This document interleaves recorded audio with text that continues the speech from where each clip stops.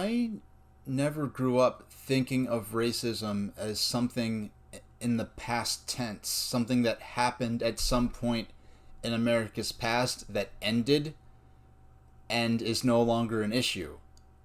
I never grew up thinking that racism and racist murders and racial bias in the criminal justice system and in law enforcement were things that ended with the end of U.S. slavery, things that ended with the civil rights movement. And I always, just the fact that the civil rights movement is something that's discussed in the past tense, is something that happened that somehow ended racism, that Dr. Martin Luther King Jr. ended racism or abolished racism when he was murdered by a white racist.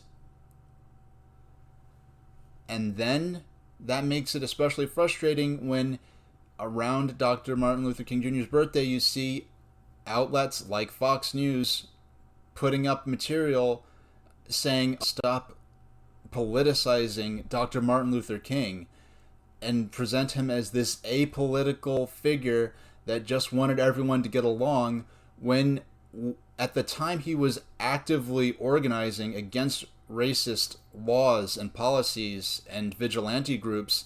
He was being accused of being anti-American, of being an inciter of racial violence, and they told Dr. Martin Luther King to stick to nonviolent methods, and stick to peaceful protests. And when they mocked him for saying that the marches were peaceful when there were also rioting and unrest going on as a result of the racist violence that was the starting point for this anti-racist organizing to begin with. I remember in 2016, the Ku Klux Klan was recruiting in my town to the point where they were actually handing out racist propaganda leaflets in stores that I actually shopped in, like, routinely. And in response to that, there was a anti-racist demonstration that was held in town, and it was just people picketing with anti-racist signs and chanting anti-Ku Klux Klan slogans, and it went a long way towards making me feel like, okay, the racists are not the fabric of the community. They're there. They always were there. They feel emboldened right now to begin openly recruiting, but that's not what this town is. And even though violence and the threat of violence is what these racist organizers are all about, the regular people are organizing against that, and they're the ones that have my back and make it safe for me to go shopping like everyone else, or just to participate in my community like everyone else. And around the time, just after that happened, it was a couple of days later, I guess, I ended up talking with a white friend of mine. And somehow I don't even think I brought it up, but somehow the anti-racist demonstration got brought up. And he did not mince words. He was very upset about the anti-racist demonstration, and he thought, well, he agreed that racism is bad and that the Ku Klux Klan is bad, but he felt that the anti-racist protesters they're disturbing the peace, and that they're bothering innocent people. And I have already had discussions with this friend of mine, and if I did not believe that his understanding of why anti-racist demonstrations, when the Ku Klux Klan is actively organizing in my town to promote and normalize and popularize racism, to normalize and popularize systematically excluding people like me from society to normalize in our political discussions whether or not I deserve to exist, whether or not to normalize genocide as an acceptable topic for debate in our political climate, because that's what's happened and has been happening for the last several years. If I did not believe that his understanding of why that was a bad take on his behalf, if I don't believe he improved his understanding of why anti-racist organizing is a matter of life and death to me and to my family and to people who look like me, I would not still be his friend. So I'm not discussing this here in regards to him. But what really struck me was the idea that there are people in positions of privilege, whether they ask for that privilege or not. There are people in positions of privilege in this society that may genuinely believe that racism is bad, that white supremacy, white nationalism is bad, that racist organizing is bad. But when people organize against that, demonstrate against that, protest against those things, they feel that their peace is disturbed. They are 100% against racism in their line of logic. They're against racist organizing. They're against white supremacy. But when the people that those things affect organize and speak out against it, they feel disturbed or threatened. And when there is unrest, and when opportunists and agents of chaos take advantage of that unrest and turn to unfocused destruction that serves no progressive purpose in improving the situation,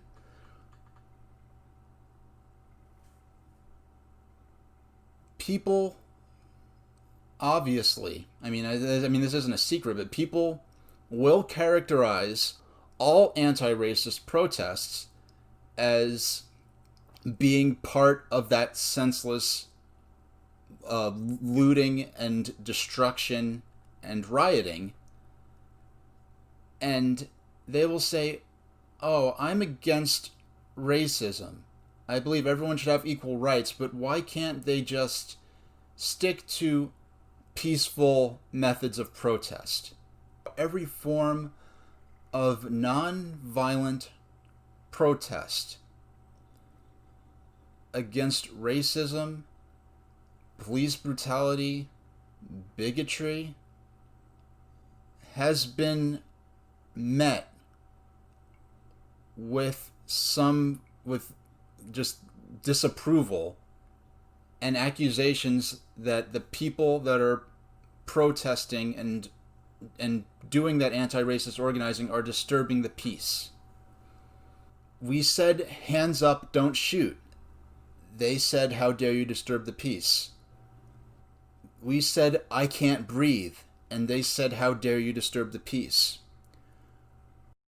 We held up our fists in solidarity, and they said, how dare you disturb the peace? We knelt silently on one knee, and they said, how dare you disturb the peace? We point out when racists abuse us, and they say, how dare you ask for special treatment? Flash the black card and most white people will cower. Play the black card expertly and you can win awards, make millions, all the while claiming that the people who got you there somehow hate you. If this sounds like something you might wish to own, you should know that there is only one way you can get your hands on it. You have to be born with black skin. And they say, what about black on black crime? And we organize in our communities to stop gang violence and to help each other find jobs and housing and to help each other register to vote. And they accuse us of conspiracy. They call us anti-American community organizations. And when we say that our lives matter, they say, how dare that you say that your life matters more than mine. And now we have this situation where this overwhelmingly peaceful, non-violent, anti-racist uprising is characterized entirely by this subset of chaos and senseless destruction. And they ask again, why can't we just respect the peace? And what I realize is, in thinking back to that small local anti-racist demonstration where there was absolutely no destruction or pillaging or rampaging, just people chanting anti-racist slogans and holding anti-Ku Klux Klan signs in response to the Ku Klux Klan organizing to promote racism and racial violence and fear of violence among the groups that they target. And people who those threats did not directly impact felt that their peace was being disturbed. When the only threats of violence were coming from the people that the anti-racist protesters were peacefully demonstrating against. The peace that a lot of people say that they're trying to defend, it's not peace in terms of non-violence. It's not peace in terms of freedom from fear. It's peace, and it's the luxury of peace and quiet for themselves. That they're fine with people organizing against racism and speaking out against racism and protesting against racism, as long as it's done silently and out of sight, where no one has to look at it or deal with it, because it's not a problem that they have to deal with.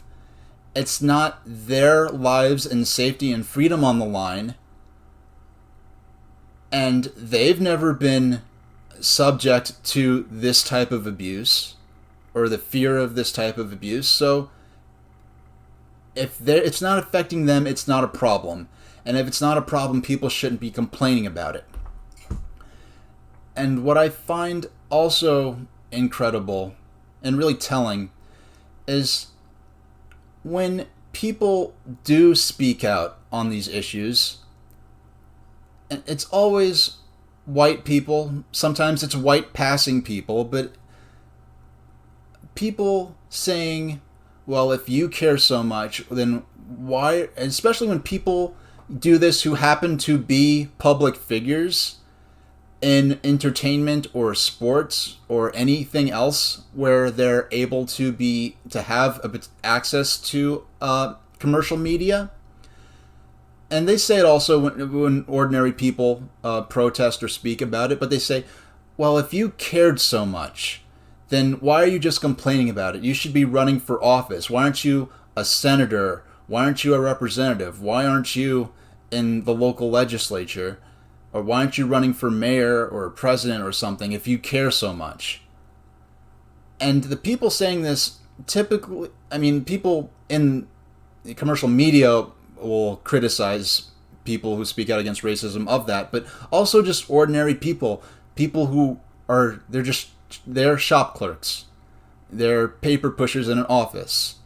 They're soccer moms. They're not people with extraordinary lifestyles or extraordinary positions of power or prestige feel authorized to demand of people speaking out and against racism and organizing against racism that they're hypocrites unless they elevate themselves to an extraordinary level of authority or public position, while they themselves, having ordinary jobs or professions or occupations, are free to make that judgment on them, but they don't need special qualifications. They don't need special status in order to make those assessments of people that are speaking out against racism.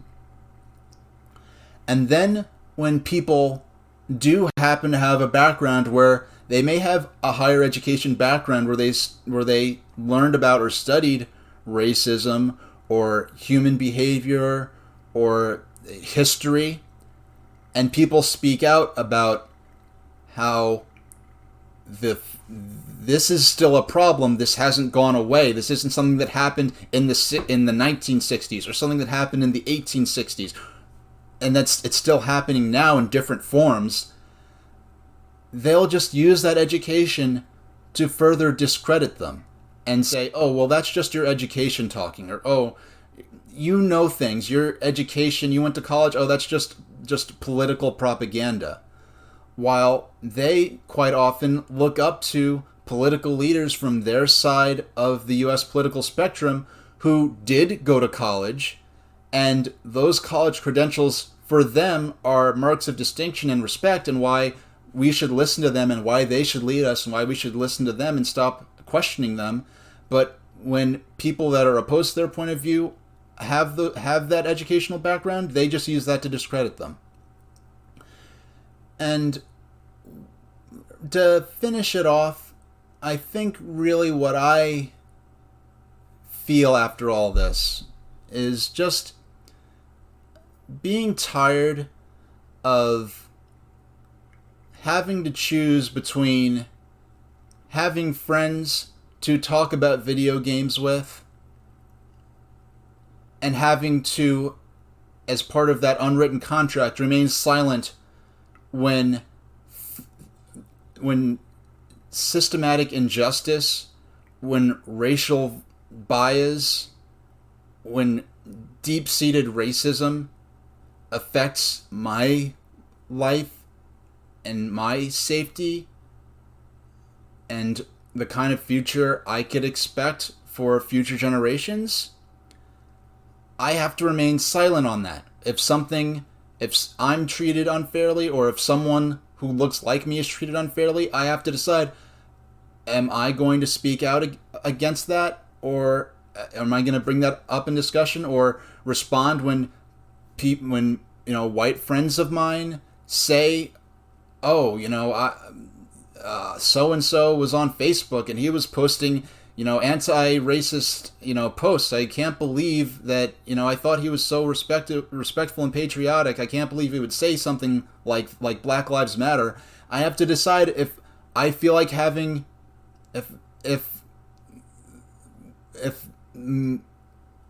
I have to choose between having friends and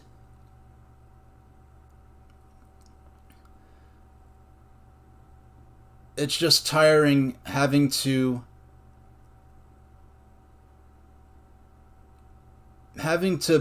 beg for white permission to discuss issues of racism and feel that my ability to speak about those things without facing disapproval is really just subject to whether or not they feel bothered or whether or not they feel offended by by people of color discussing these issues and trying to draw attention to and fix these issues.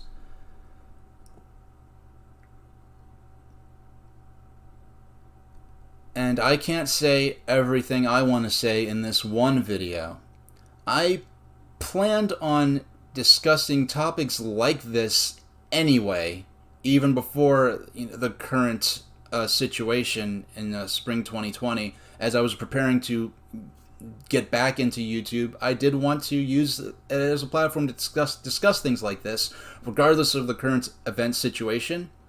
And I am not in YouTube for commercial reasons right now. I do not have to worry about offending sponsors or appeasing YouTube's algorithm. I just want to put out what I want to put out, and you'll see more videos like this. If you just want to watch the video game related content and the anime and pop culture whatever related content, you can do so, and just watch those videos, like those, and ignore the others.